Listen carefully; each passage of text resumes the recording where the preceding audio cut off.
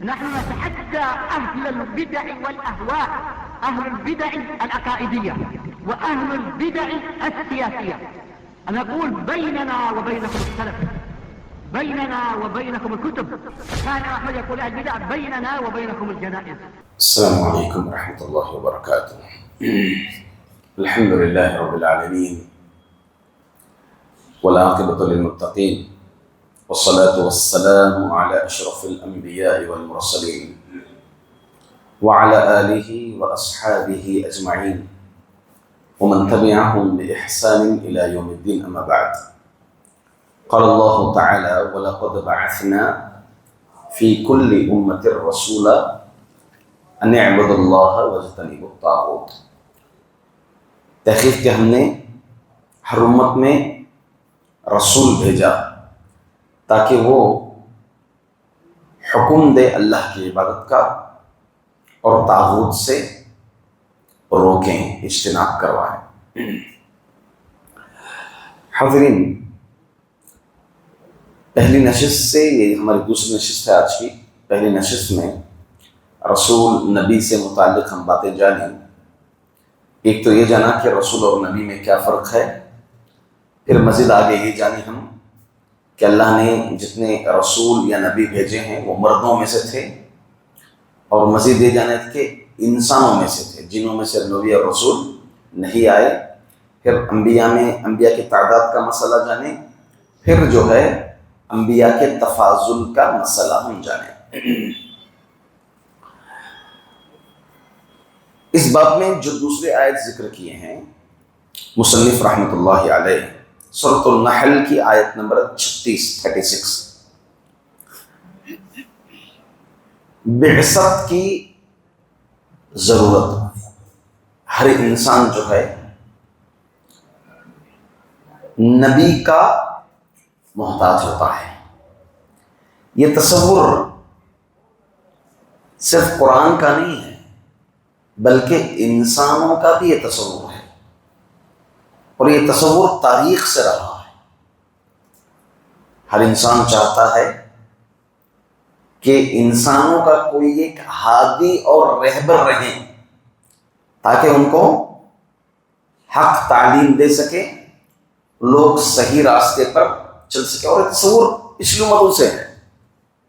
آپ دیکھیں، یہود یہ لوگ موسیٰ علیہ السلام کو تسلیم کیے تھے نبی، عیسیٰ علیہ السلام کو نبی تسلیم کیے تھے، بعد میں زیادتی ہوئی، بعد میں غلو ہوا، بعد میں جو ہے نبی سے خدا کا درجہ یہ لوگ دے بیٹھے۔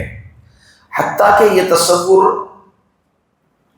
ہندو دھرم کے بھی عقیدے میں ہے، کیونکہ ہندو دھرم کا جو عقیدہ ہے وہ یہ کہ ان کا بھگوان یا وشنو یا رام کرشن، یہ جو ان کا بھیس ہے، یہ دراصل کیا ہے، یہ رہبری اور ہدایت کے لیے ہی آئے انسانوں کی، جبکہ جو ہے ان کے اندر خدا نعوذ باللہ من ذالک داخل ہو گیا۔ اب ان کا خود یہ ماننا کہ کوئی انسانوں کے لیے، ان کو صحیح راستہ بتانے کے لیے، صحیح ہدایت دکھانے کے لیے کوئی ایک رہبر ہونا چاہیے، اور قرآن مجید کا بھی یہی تصور ہے کہ انسانوں کی ہدایت کے لیے کوئی ایک رہبر ہونا چاہیے جو انسانوں کو صحیح راہ پر دکھائیں۔ اسی لیے اللہ تعالیٰ نے فرمایا وَإِن مِّنْ أُمَّةٍ إِلَّا خَلَا فِيهَا نَذِيرٌ، ہر امت میں ہم نے رسول کو بھیجا ہے۔ تو یہ انسانوں کا بھی تصور ہے، ہر دھرم کا تصور ہے کہ ان کے دھرم کو بتانے والا کوئی ایک رہبر ہو، کوئی ایک رہنما ہو۔ یہی تصور قرآن کریم کا بھی ہے کہ انسانوں کی ہدایت کے لیے کوئی ایک رہبر ہو۔ تو اس اعتبار سے تمام انسان نبیوں کے محتاج ہو گئے۔ یہ فطری اعتبار سے بھی انسان نبی کا محتاج ہوتا ہے، اور شرعی لحاظ سے بھی، عقلی لحاظ سے بھی نبی کا محتاج ہوتا ہے۔ ہم آئے ہیں دنیا میں، ہمارا ایک مقصد ہوگا۔ آپ دیکھیں کہ ہر دھرم میں یہ مقصد کو لے کر کے بات ہے ہندو دھرم کو اگر آپ دیکھیں گے تو ہم یہاں اچھا کرنے کے لیے آئے ہیں. کرنا کیا چاہیے؟ ہمیں کچھ اچھا کرنا چاہیے. یہ فطری اعتبار سے انسان کا تصور ہے. اب یہ الگ بات ہے کہ انسان جب غلط کرتا ہے تو جانتا ہے کہ یہ غلط کر رہا ہے، مگر یہ فطری اعتبار سے اگر انسان فطرتاً اپنی عقل سے پوچھے، اپنی فطرت کو پوچھے، تو یہاں اچھا کرنے کے لیے آئے. جب اچھا کرنا ہے تو کیا اچھا کریں گے؟ کیا چیز اچھی ہے، کیا چیز بری ہے؟ اب یہ تو جاننا ہے. اب ہر انسان کی عقل پہ جائیں گے تو ہر انسان کی عقل مختلف ہے. کوئی اس کو اچھا سمجھیں گے، کوئی اس کو اچھا سمجھیں گے، کوئی اس کو اچھا سمجھیں گے. اس لحاظ سے ہٹ کر کے آپ دعوتی معاملے میں ایک ہی دعوت کے پیشے میں بھی اگر آپ انسانوں کو سامنے بٹھا لیں، لوگوں کو سامنے بٹھا لیں، جماعت جمعیت کو سامنے بٹھا لیں، ہر ایک کا نظریہ الگ الگ ہوتا ہے. کوئی یہ سمجھتے ہیں کہ خواتین میں دعوت کی اشد ضرورت ہے، فی الوقت اس کو اسٹیپ اٹھانا چاہیے. کوئی یہ سمجھتے ہیں کہ نہیں، بچوں کی تحفیظ کے اس کو اسٹیپ اٹھانا چاہیے. کوئی یہ اسٹیپ اٹھاتا ہے کہ نہیں، کالجوں میں وہاں تعلیم دینا اشد ضرورت ہے. تو الغرض انسانوں کی عقلوں پر اگر جائیں گے ہم تو مختلف الاذہان ہے، مختلف العقل ہے.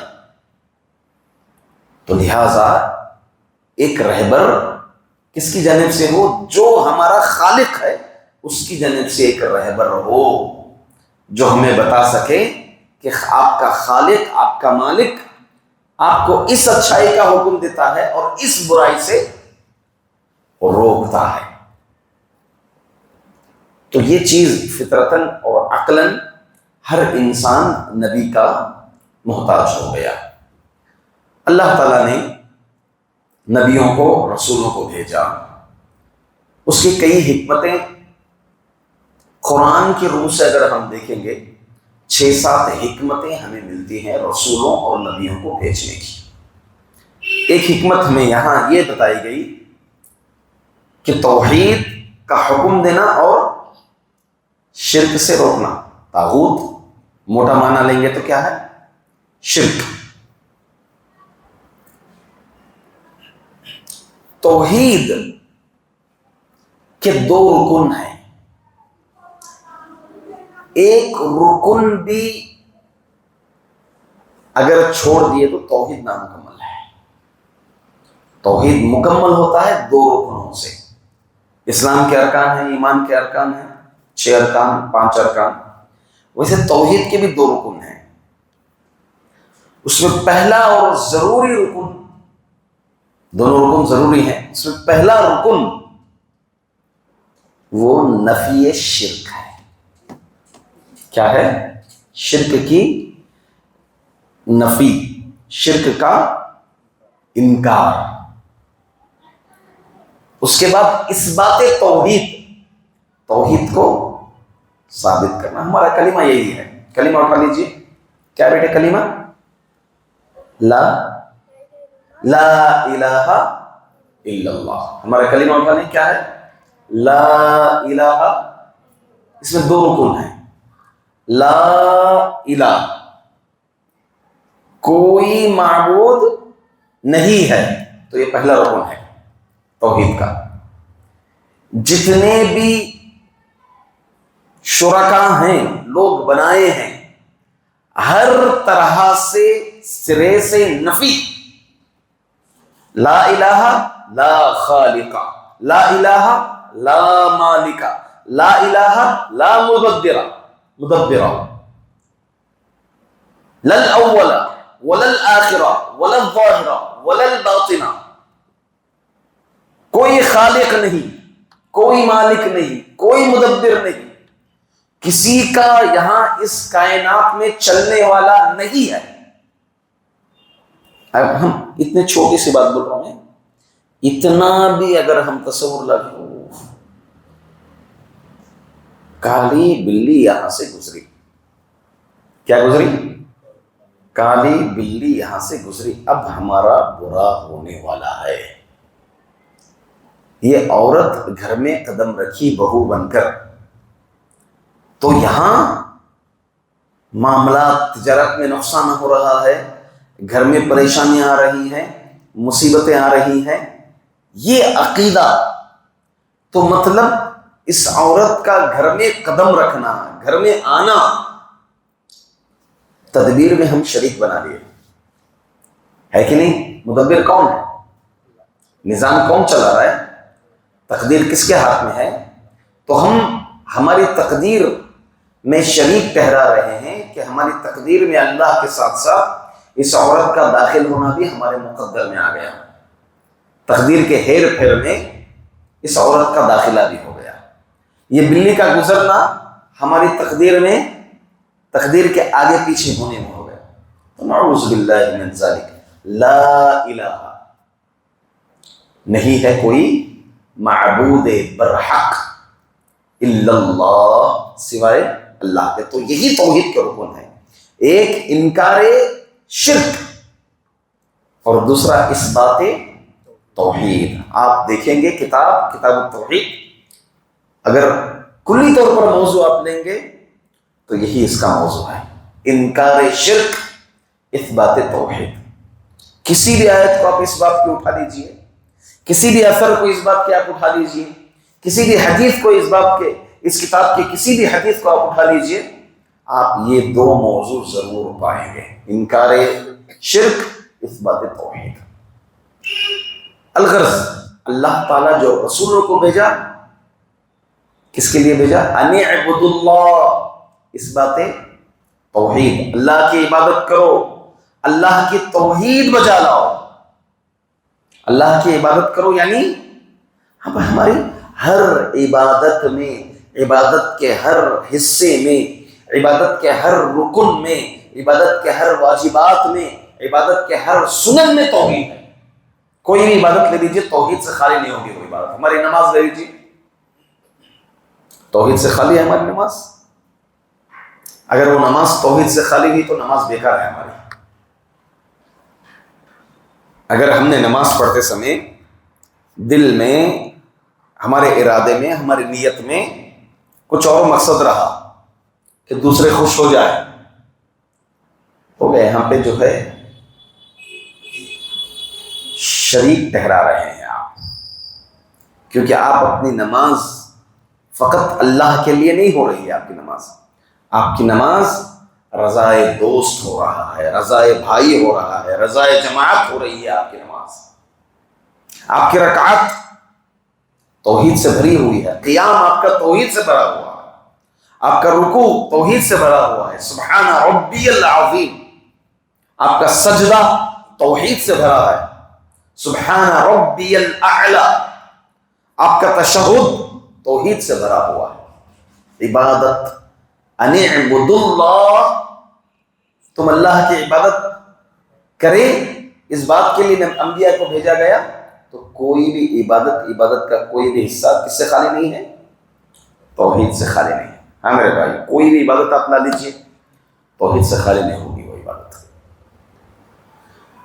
وَاجْتَنِبُوا الطَّاغُوتَ، اور طاغوت سے بچنا۔ یہ پہلی حکمت، یا یہ کہہ لیں پہلا مقصد انبیاء کو بھیجنے کا اس آیت میں ذکر کیا گیا۔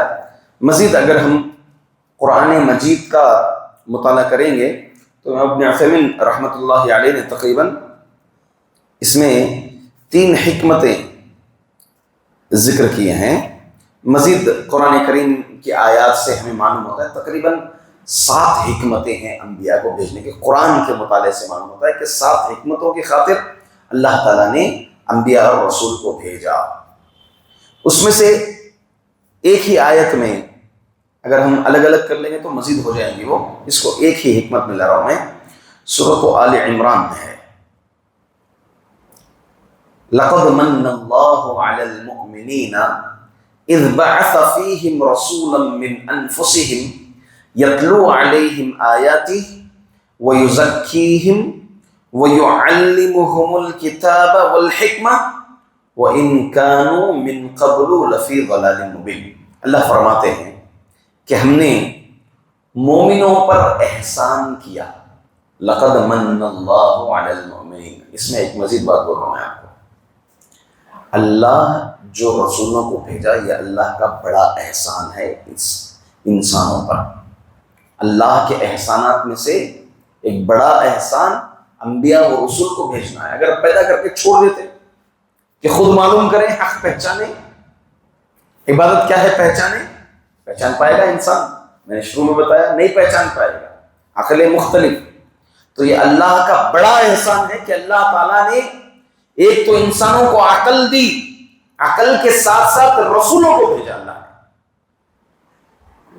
تاکہ انسان اللہ تعالیٰ کو پہچان سکے, اللہ کی معرفت حاصل کر سکے اور صحیح راستے پر چل سکے. تو اللہ فرماتے لقد من اللہ علی المؤمنین, مومنوں پر اللہ نے احسان کیا, اذ بعث فیہم رسولا من انفسہم, انہی میں سے رسول بھیجا. تو مطلب رسول انسانوں میں سے تھے, جنوں میں سے نہیں تھے. مقصد یتلو علیہم آیاتہ, اللہ کی نشانیاں, اللہ کی آیتیں تلاوت کر سکیں, وَيُزَكِّيهِمْ, ان کا تزکیہ کر سکے, وَيُعَلِّمُهُمُ الْكِتَابَ وَالْحِكْمَةَ, ان کو کتاب اور حکمت کی تعلیم دے سکے. کتنے مقصد بتائے گئے یہاں پر؟ 3 مزید بتائے گئے. دیکھیں, تلاوت, اللہ کی آیتیں تلاوت کرنا, یہ تلاوت خود بذات خود کیا ہے؟ عبادت ہے. کوئی ایک بندہ قرآن مجید کو سمجھے بغیر بھی اگر تلاوت کرتا ہے, معنی مفہوم جانے بغیر, موحد اگر وہ ہے, تو اس کی تلاوت بھی کیا ہے؟ عبادت ہے. تلاوت بذات خود عبادت ہے. اور دوسری بات, تعلیم بغیر تلاوت کے, تعلیم بغیر تلاوت کے ادھوری ہے, نامکمل ہے. تعلیم بغیر تلاوت کے نامکمل ہے. ہم یہاں کتاب التوحید سامنے رکھیں, کتاب التوحید کا درس بس میں کہتے ہوئے چلوں, اور اس میں کیا آیتیں ہیں, کیا چیزیں ذکر ہیں, مذکور ہیں, کن کن آیتوں کو اور احادیث کو لایا گیا ہے, تو میں اس کی تلاوت کے بغیر بس اپنا ایک توحید کا موضوع مکمل کر رہا ہوں. یہاں ان آیتوں کو سامنے رکھ کر, اس کتاب کو سامنے رکھ کر, اس آیت کی شرح و تفسیر میں اترتے ہوئے مزید میں آپ کو معلومات دے رہا ہوں. تو یہ بات ہے کہ میں آپ کو تلاوت تعلیم کے ساتھ جو ہے, تلاوت کے ساتھ تعلیم دے رہا ہوں. اسی لیے نصاب مقرر ہوتا ہے, ہر اس میں کیا ہوتا ہے, پورشن مقرر ہوتا ہے, نصاب مقرر ہوتا ہے, تو اسی کی تلاوت کے تحت تعلیم ہوتی ہے. ورنہ جو ہے تعلیم نامکمل. کسی اسکول میں یہ کہہ لیں کہ 3rd اسٹینڈرڈ پڑھنا ہے, 4th اسٹینڈرڈ پڑھنا ہے, کوئی ایک ٹارگیٹ ہی نہیں ہے, کوئی ایک پلان ہی نہیں ہے, کچھ تلاوت کا حصہ ہی نہیں ہے, تو کیا ہو گیا؟ ادھورا ہو جائے گا. وہ اپنے مقصد میں ناکام ہو جائیں گے. کس بیس پر دیں گے, کیا مقصد دیں گے, آپ اس میں دینا کیا چاہتے ہیں؟ تو تلاوت کے بغیر تعلیم کیا ہے؟ ادھوری ہے. اسی لیے اللہ رب العزت نے فرمایا یتلو علیہم آیاتہ ویزکیہم, اور ان کا تزکیہ کریں. رسولوں کو کس لیے بھیجا؟ تزکیہ نفس کے لیے, دلوں کو پاک کرنے کے لیے, عقائد کی برائیوں سے پاک کرنے, عقیدے کی گندگیاں جو ہے اس سے صاف کرنے کے لیے انبیاء کو بھیجا رسول کو. اللہ کے رسول صلی اللہ علیہ وسلم کتنی باریکی سے عقیدے کی گندگیوں کو دور کیا. اللہ کے رسول صلی اللہ علیہ وسلم جنگ کے لیے جا رہے ہیں, خیبر یا طائف, فتح مکہ کے آس پاس ہی کی جنگ ہے, فتح مکہ کے بعد کی جنگ ہے یہ غالباً. تو دوران جنگ نئے نئے جو مسلمان ہوئے صحابہ, نئے جو فتح مکہ میں اسلام قبول کیے, بڑی تعداد میں, جمع غفیر میں, جنگ جاتے سمے دوران میں اللہ کے رسول صلی اللہ علیہ وسلم سے طلب کیا کہ قریش زمانے جاہلیت میں ہم جو کرتے تھے, تلواروں کو اپنی ایک بطور تبرک درختوں پر لٹکا لیا کرتے تھے, اور اس میں تبرک حاصل کرتے تھے, برکت حاصل کرتے تھے, کہ اللہ کے رسول ہمیں بھی ایک ایسا درخت بنائیے, ایک ایسا درخت مقرر کیجئے تاکہ ہم جنگ سے پہلے اس درخت سے برکتیں حاصل کریں. برکت والی ذات اللہ ہے. برکت کس کے ہاتھ میں ہے؟ اللہ کے ہاتھ میں ہے برکت. اگر ہمارا یہ عقیدہ آ گیا بڑی برکت والا آدمی ہے, تو ہم شریک ٹھہرا رہے ہیں. یہاں پہ کیا کر رہے ہیں؟ ہم شریک ٹھہرا. برکت ہے ہی اللہ کا. تبارک الذی بیدہ الملک, بابرکت ہے وہ ذات جس کے ہاتھ میں بادشاہت ہے پوری. الغرض اللہ کے رسول صلی اللہ علیہ وسلم نے کہا یہ تو ایسی ہی بات ہو گئی جیسے موسیٰ کی قوم نے موسیٰ سے کہا تھا اجعل لنا الہا کما لہم آلہہ، کہ ہمارے لیے بھی معبود بنائیے، بت بنائیے، جیسے ان کے لیے آپ نے، جیسے وہ لوگ مشرکین جیسے بت بنا رکھے ہیں، ہمارے لیے بھی بت بنائیے، ایسی ہی بات ہوگی۔ تو اللہ کے رسول صلی اللہ علیہ وسلم جو پوسٹ مارٹم کیا، باریک باریک عقیدے کی گندگیوں کو اللہ کے رسول صلی اللہ علیہ وسلم نے نکال دیا، اور یہاں تک کہ عقیدے کے معاملے میں، شرک کے معاملے میں اللہ کے رسول صلی اللہ علیہ وسلم ایک سدے باب ہی کر دیا۔ یہ تک آپ کو اس میں بات مزید معلوم ہوئے گی، اس میں حدیث بھی ذکر ہے کہ ایک آدمی نظر مانے تھے ایک مقام پر، اور وہ اپنی نظر پوری کرنے کے لیے اللہ کے رسول صلی اللہ علیہ وسلم کو طلب کیا کہ فلاں مقام پر میں بکرا ذبح کرنا چاہتا ہوں۔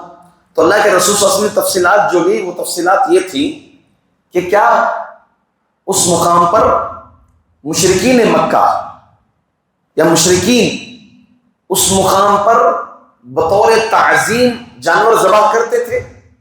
صحابہ نے کہا نہیں، ایسی بات نہیں ہے۔ تو اللہ کے رسول صلی اللہ علیہ وسلم نے کہا نظر پوری کرنے کے لیے کہو۔ تو شرک کے جتنے بھی دروازے ہیں نبی اکرم صلی اللہ علیہ وسلم نے کیا کر دیا؟ بند کر دیا۔ وَيُزَكِّيهِمْ، عقیدے کے لحاظ سے اخلاق کی برائیاں، بد اخلاقیاں، اس کا بھی پوسٹ مارٹم نبی اکرم صلی اللہ علیہ وسلم نے کیا، اور دیگر انبیاء نے ان برائیوں کو دور کیا۔ وہی نتیجہ کیا ہوا کہ 13 سال 23 سال لے لیں، 23 سال پہلے جو عرب پورے عالم کی نظر میں بد کردار، بد تہذیب، بد دین تھا، 23 سال میں کیا ہو گیا؟ وہ لوگ مثالیں دے رہے تھے اخلاق سے۔ مارا بھی تو کس سے مارا؟ اخلاق کی تلوار سے مارا۔ کیا اخلاق آ گئے تھے صحابہ کے، اخلاق کیا کردار تھا، مثالیں دیتے تھے صحابہ اکرام کی کہ اخلاق وہ تو یہ اخلاق۔ الغرض وَيُزَكِّيهِمْ وَيُعَلِّمُهُمُ الْكِتَابَ وَالْحِكْمَةَ، کتاب اور حکمت کی تعلیم، یعنی قرآن اور اللہ جو شریعت بھیجا ہے اس کی تعلیم۔ تو ایک یہاں پر دوسرا مقصد سورۃ آل عمران کے اندر بتایا گیا۔ اسی طرح مزید سورۃ النساء آیت نمبر 165 میں اللہ تعالیٰ ایک اور مقصد نبیوں کو بھیجنے کا وہ بتایا، رسلا مبشرین ومنذرین لئلا یکون للناس علی اللہ حجۃ بعد الرسل وکان اللہ عزیزا حکیما۔ انذار اور تبشیر، بشارت دینا، ڈرانا۔ ڈرانا کس چیز سے؟ شرک سے ڈرانا، جہنم سے ڈرانا، برائیوں سے ڈرانا، کہ یہ عمل کرنے سے نتیجہ جہنم میں یہ ہوگا۔ تنہائی کا گناہ اگر کریں گے تو نتیجہ کیا ہوگا؟ کل قیامت کے دن پہاڑ کے مانند نیکیاں ہوں گے، اللہ تعالیٰ اسے ہباء منصورا بنا دیں گے۔ ڈرایا نہیں ڈرایا اللہ کے رسول صلی اللہ علیہ وسلم؟ چھوٹے چھوٹے گناہوں کے تعلق سے اللہ کے رسول صلی اللہ علیہ وسلم ڈرائے، فرمایا چھوٹے چھوٹے گناہ جنہیں لوگ معمولی سمجھ بیٹھے ہیں، گناہ جبکہ وہ شریع اللہ کے نزدیک بڑے بڑے ہیں، لوگ اس کو چھوٹا سمجھ کر معمولی سمجھ بیٹھے ہیں۔ تو اللہ کے رسول صلی اللہ علیہ وسلم ان گناہوں سے ڈرائے، انذار کہ یہ گناہ ہے، اگر یہ کام کریں گے تو یہاں جنت میں شراب ہے، جہنم میں ایک لمبی مدت تک عذاب ہوگا، یہ خودکشی ہے، یہ گناہ ہے، ایک لمبی مدت تک انسان کو یہی عذاب دیا جائے گا جو دنیا میں کر لے گا انسان۔ پھر ادھر نیک اعمال کی طرف تبشیر، وضو کی حالت میں جو رہے گا، یہ 2 رکعات جو ہے جنت لے جاتی ہے، روزے کی بو، حالت صائم کی بو، منہ کی بو اللہ تعالیٰ کے پاس مشک سے زیادہ خوشبودار ہے، اور روزہ رکھنے والوں کے لیے باب الریان ہے۔ ہاں سبحان اللہ۔ تو انبیاء جو آئے، نیک اعمال کی بشارت اور برے اعمال سے انذار، ڈرانا، اس لیے انبیاء علیہ السلام کو اللہ رب العزت نے بھیجا۔ ایک اور مزید سورۃ النساء ہی کے اندر آیت نمبر 64 میں اللہ تعالیٰ ایک اور مقصد بیان کیا، وَمَا أَرْسَلْنَا مِن رَّسُولٍ إِلَّا لِيُطَاعَ بِإِذْنِ اللَّهِ وَلَوْ أَنَّهُمْ إِذْ ظَلَمُوا أَنفُسَهُمْ جَاءُوكَ فَاسْتَغْفَرُوا اللَّهَ وَاسْتَغْفَرَ لَهُمُ الرَّسُولُ لَوَجَدُوا اللَّهَ تَوَّابًا رَحِيمًا۔ خصوصاً محمد صلی اللہ علیہ وسلم کے بارے میں اس امت کے لیے کہ ہم نے رسول نہیں بھیجا مگر اللہ کی اجازت سے ان کی اطاعت کرنے کے لیے۔ رسولوں کو کیوں بھیجا گیا؟ بطور رہبر، بطور آئیڈیل، بطور نمونہ انبیاء کو بھیجا گیا، یہ بھی ایک مقصد ہے۔ اب اللہ کے رسول صلی اللہ علیہ وسلم کی زندگی دیکھیں آپ، ہمارے لیے زندگی کے ہر پہلو میں آپ کی زندگی آئیڈیل ہے۔ ہماری شادی شدہ زندگی ہے، بیوی کے ساتھ ہمارا سلوک کیسا ہو، اللہ کے رسول صلی اللہ علیہ وسلم کی زندگی پڑھ لیں۔ ہم بچوں سے ملنا چاہتے ہیں، سلوک کرنا چاہتے ہیں، بچوں کے ساتھ ہمارا سلوک کیسا ہو، نبی کی زندگی دیکھ لیں، نبی بچوں کے ساتھ کیسا سلوک کرتے تھے۔ بزرگوں سے ہمیں ملنا ہے، ملاقات کرنا ہے، بزرگوں کے ساتھ گفتگو کرنا ہے، بزرگوں سے معاملہ پڑتا ہے ہمارا، کیسا ہو، ہماری کیسا معاملہ ہو، نبی کریم صلی اللہ علیہ وسلم کی زندگی پڑھ لیں، اللہ کے رسول صلی اللہ علیہ وسلم کی زندگی، بزرگوں کے ساتھ کیسے پیش آتے تھے اللہ کے رسول صلی اللہ علیہ وسلم۔ ہاں، غریب ہوتے ہیں، طبقہ امیر کا طبقہ ہوتا ہے، غریب کا طبقہ ہوتا ہے، امیروں کے ساتھ آپ کا کیا سلوک رہا، غریبوں کے ساتھ آپ کا سلوک کیا رہا، بادشاہوں کے ساتھ آپ کا سلوک کیا رہا، نوکروں کے ساتھ آپ کا سلوک کیا رہا۔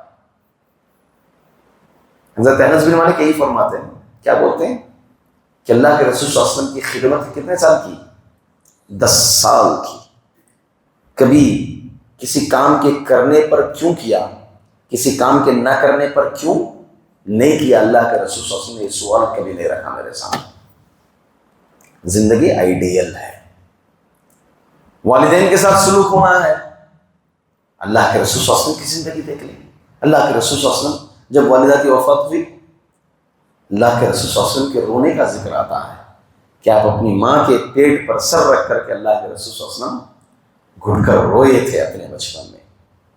ہاں، تو اس طرح بہنوں کے ساتھ سلوک کرنا ہے۔ اللہ کے رسول صلی اللہ علیہ وسلم کی زندگی دیکھ لیں، شیماء رضی اللہ عنہا کے ساتھ کیسے پیش آئے تھے جب جنگ میں قیدی بن کر کے آئی تھی۔ اللہ اکبر، کتنا پیارا سلوک اللہ کے رسول صلی اللہ علیہ وسلم نے کیا تھا۔ صرف شیماء رضی اللہ عنہا کی خاطر پورے قبیلے کو، پورے قیدیوں کو آزاد بھیج دیا اللہ کے رسول صلی اللہ علیہ وسلم۔ جو بھی قیدی جنگ میں آئے تھے سب کو آزاد کر دیا تھا۔ سبحان اللہ۔ تو ہر پہلو، خوشیاں آ رہی ہیں ہماری زندگی میں، خوشیوں کے وقت ہمارے لیے زندگی، اللہ کے رسول صلی اللہ علیہ وسلم کی زندگی آئیڈیل ہے کہ خوشی کے وقت آپ نے خوشی کیسے منائی۔ ہاں، لمٹ کراس نہیں کرنا ہے خوشی۔ مصیبتیں آتی، آفتیں آتی، گھر میں کسی کی وفات آ گئی، اللہ کے رسول صلی اللہ علیہ وسلم کی زندگی آئیڈیل۔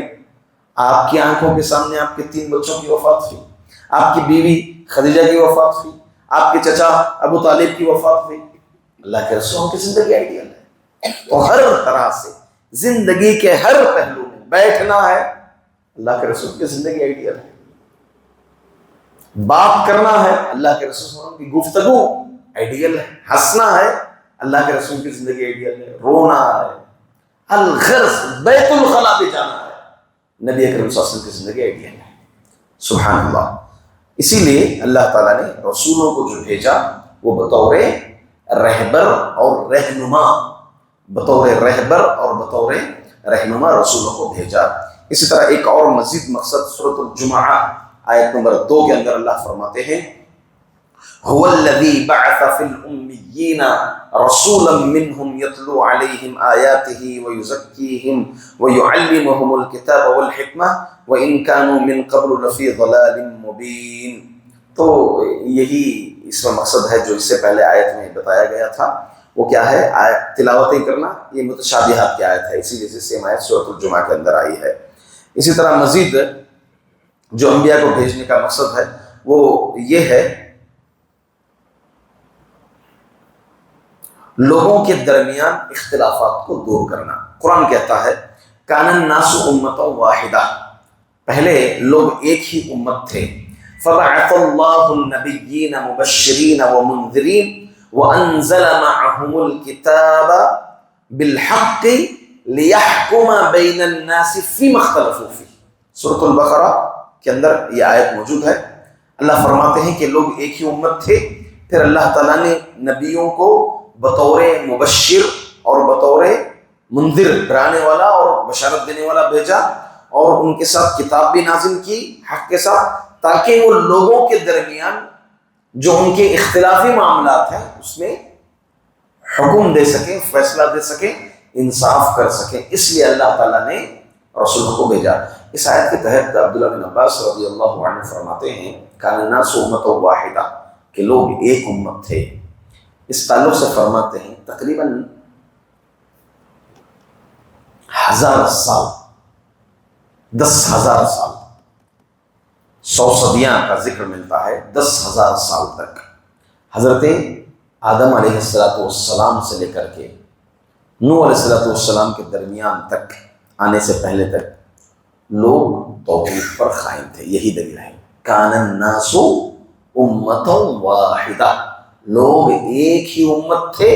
کب سے؟ آدم علیہ السلام کے بعد سے نوح علیہ السلام کے آنے سے پہلے تک۔ پھر جب نوح علیہ السلام کے آنے سے پہلے شرک آیا، اس کا ذکر ہمیں حدیث میں بھی ملتا ہے کہ شیطان گیا، لوگ عبادت کر رہے تھے، توحید پر تھے، دھیرے دھیرے ان کو پھسلایا، اپنے بڑوں کے تعلق سے غلو کے کلمات کہے، تو یہ غلو کے کلمات ان کے ذہنوں میں تھے، دماغ میں تھے ان کے۔ پھر بعد والوں کے پاس آیا، بعد والوں کے پاس آ کر یہ کہا کہ تمہارے باپ دادا تو ان کی تعریفیں میں کلمات کہتے تھے وغیرہ۔ پھر جو ہے بعد والوں کے پاس آیا، وہ تو جو ہے مجسمے ہی بنا لیتے تھے، مجسمے بنائے۔ پھر بعد والوں کے پاس آئے کہ یہ سجدے کرتے۔ اس طرح سے دھیرے دھیرے کیا ہو گیا؟ شرک آ گیا۔ تو اللہ تعالیٰ نے فبعث اللہ النبیین، پھر اللہ نے نبیوں اور رسولوں کو یہاں بھیجنے کی ضرورت پڑی۔ 1000 سال تک آدم علیہ السلام سے لے کر کے نوح علیہ السلام کے درمیان جو توحید کا وقفہ ہے وہ 1000 سال ہے۔ اس میں مزید ایک تاریخی پہلو سے ایک بات میں نے پڑھی تھی، وہ یہ کہ حضرت نوح علیہ السلام کے دور میں جو کشتی تھی، اس کشتی کے متعلق آتا ہے کہ وہ کشتی ہر اعتبار سے سائنٹیفکلی بہت ہی محفوظ کشتی تھی۔ لوگوں کا جو ہنر تھا، لوگوں کی جو تحقیق تھی، وہ بڑی ہی سائنٹیفک کشتی تھی۔ وہ ایک اتنا بڑا عذاب، طوفان کو وہ کشتی کیا کرتی تھی؟ بچا لی۔ سفینہ نجات، آپ نے جو کتاب لی سفینہ نجات کی کشتی، اسی سے ماخوذ ہے وہ، اسی نام سے ماخوذ ہے وہ۔ الغرض یہ چیز سے علماء کرام بتاتے ہیں کہ اگر توحید ہو معاشرے کے اندر، توحید ہی انسان کو تحقیق کے راستے اور ترقی کے راستے پر لاتی ہے۔ توحید اگر نہیں رہا، طاغوت رہا، شرک رہا، انسان کو ترقی کے راستے پر نہیں لاتا۔ عرب کی بھی تاریخ آپ پڑھ لیں، 23 سال پہلے نبوت ملنے سے پہلے تک توحید نہیں تھی، اسی میں لپکے ہوئے تھے لوگ۔ توحید آئی، خلافت ابو بکر دیکھیں کس طرح سے پھیلی، کیسے مالدار ہوا عرب۔ خلافت عمر دیکھ لیں، اب یہاں تو عمر بن عبدالعزیز، ان کی حکومت میں تو زکوٰۃ لینے والا نہیں تھا، کہاں تک معاملہ پہنچا تھا۔ تو یہ توحید اگر آئے، تحقیق، حضرت عمر رضی اللہ عنہ کتنے کام کیے، سوشل ورک کتنے انجام دیے آپ نے۔ بیت المال کا آغاز، بیت المال سے وہ تاریخ کیلنڈر کا آغاز، تاریخوں کا آغاز، کتنی چیزیں حضرت عمر رضی اللہ تعالیٰ عنہ نے ایجاد نہیں کی تھی۔ الغرض توحید جہاں پر ہو وہ معاشرہ ترقی کرتی ہے، وہ امت ترقی کرتی ہے۔ اگر توحید ختم ہو تو ترقی ان کے اندر، تحقیق ترقی نہیں ہوتی ہے۔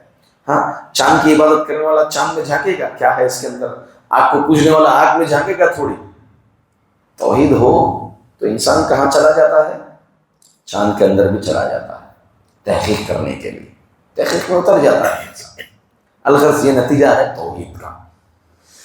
مزید ایک اور مقصد جو انبیاء کو بھیجنے کا، قرآن کریم میں سورۃ المزمل آیت نمبر 15، اِنَّا أَرْسَلْنَا إِلَيْكُمْ رَسُولًا شَاهِدًا عَلَيْكُمْ كَمَا أَرْسَلْنَا إِلَى فِرْعَوْنَ رَسُولًا، تم پر گواہ ہونے کے لیے اللہ تعالیٰ نے رسولوں کو بھیجا۔ رسول کل ہمارے خلاف گواہی دیں گے.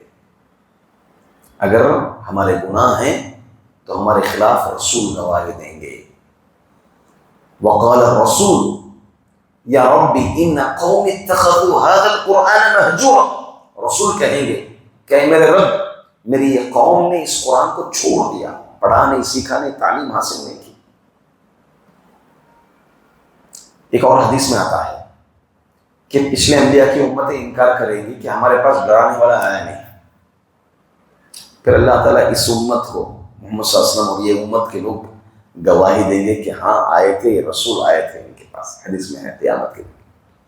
الغرض اللہ تعالیٰ نے رسولوں کو بھیجنے کا ایک اہم مقصد، کل کا دن انسان یہ نہیں کہہ سکے کہ مجھے معلوم ہی نہیں تھا، مجھے معلوم ہی نہیں ہے، مجھے کوئی بتانے والا ہی نہیں آیا، بس میں وہی کر گزرا جو میری عقل چاہیے. تو اللہ تعالیٰ یہ اتمام حجت، یہ حجت پوری کریں گے کہ رسولوں کو جو بھیجا گیا حجت پوری کرنے کے لیے. یہی اللہ رب العزت یہاں پر شیخ ابن عثیمین رحمۃ اللہ علیہ بھی یہاں پر اسی چیز کو اقامت الحجہ یہ چیز نقل فرمائی. اور مزید اللہ تعالیٰ جو رسول کو بھیجے ہیں خصوصاً محمد صلی اللہ علیہ وسلم کا ذکر ملتا ہے، وما ارسلناک الا رحمۃ للعالمین. اس عالم کے لیے رحمت کے طور پر اللہ تعالیٰ نے محمد صلی اللہ علیہ وسلم کو بھیجا. اور اسی طرح سے ایک اور آخری مقصد بیان کر کے انشاءاللہ بات کو ختم کر دیں گے. لقد ارسلنا رسلنا بالبینات وانزلنا معهم الكتاب والمیزان لیقوم الناس بالقسط. انبیاء و رسولوں کو بھیجنے کا ایک اہم مقصد ہے تاکہ لوگ انصاف کر سکیں، عدل قائم کر سکیں. لوگ خود کیا قائم کر سکیں؟ عدل، انصاف سے پیش آ سکیں. یہ نبیوں کو بھیجنے کا ایک اہم مقصد ہے. سورۃ الحدید کے اندر آگے فرمایا. علماء کرام اس میں ایک بڑی باریک بات بتاتے ہیں. آگے اللہ تعالیٰ فرمایا وَأَنزَلْنَا الْحَدِيدَ، ہم نے لوہے کو بھی نازل فرمایا. اب اس عدل کو قائم کرنے کے لیے، انصاف کو قائم کرنے کے لیے صرف نرمی نہیں چلتی ہے. بسا اوقات کیا ضرورت پڑتی ہے؟ سختی پڑتی ہے، سزائیں ہونی پڑتی ہے، تبھی انصاف قائم ہو سکے گا. ورنہ نہیں. اللہ کے رسول صلی اللہ علیہ وسلم کے دور میں جو مخزومیہ کی خاتون نے چوری کی تھی تو سفارش کے لیے آئے کہ چھوڑ دیا جائے اس کو، بڑے قبیلے والی ہے، معزز قبیلے والی ہے. اللہ کے رسول صلی اللہ علیہ وسلم کیا فرمایا؟ فاطمہ بھی چوری کرتی تو اس کے ہاتھ کاٹتا، لہذا ہاتھ کاٹے جائیں گے. تو عدل، انصاف کب قائم ہو سکتا ہے؟ فقط نرمی سے قائم نہیں ہو سکتا، سختی کی بھی ضرورت پڑتی ہے. وَأَنزَلْنَا الْحَدِيدَ، اللہ رب العزت ایک جگہ پر پھول پیدا فرمائے تو دوسری جگہ پر کیا ہے؟ لوہے بھی نازل. لوہے بھی وَأَنزَلْنَا الْحَدِيدَ، اللہ نے لوہا نازل کیا. گرچہ آپ کو زمین کے اندر سے ملتا ہے مگر نازل کرنے والا کون ہے؟ اللہ تعالیٰ ہی ہے لوہے کو نازل کرنے. الغرض یہ کچھ 7 مقاصد ہیں جو انبیاء و رسول کو بھیجے. ہم مزید انشاءاللہ العزیز اس بات کی آیات، نصوص پر اگلے ہفتے انشاءاللہ روشنی ڈالنے کی کوشش کریں گے. اللہ سے دعا ہے کہ اللہ رب العزت انبیاء کو جن مقصدوں کے تحت، جن حکمتوں کے تحت بھیجا تھا، ان حکمتوں کی تکمیل کے لیے، ان حکمتوں کی تکمیل کرنے کے لیے ان چیزوں پر فالو کرنے کے لیے اللہ تعالیٰ ہم تمام کو توفیق عطا فرمائے، اور محمد صلی اللہ علیہ وسلم کو اپنی زندگی میں بطور آئیڈیل بنانے کے اللہ تعالیٰ ہم تمام کو توفیق عطا فرمائے. آمین. وآخر دعوانا ان الحمد للہ رب العالمین. فاعلم أنه لا إله إلا الله واستغفر لذنبك